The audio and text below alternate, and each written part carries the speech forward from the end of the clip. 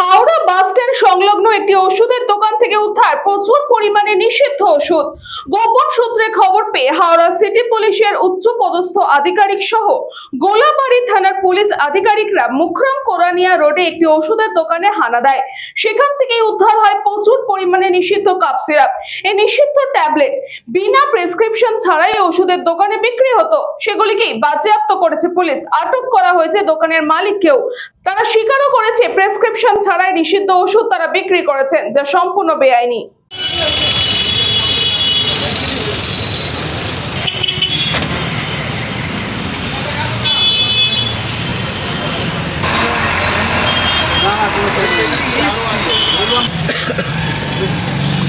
এরকম আর কি আছে? আর কিছু নেই দাদা, এখানে রাখি সামনে আমি লিকুইড নেশার ওষুধ।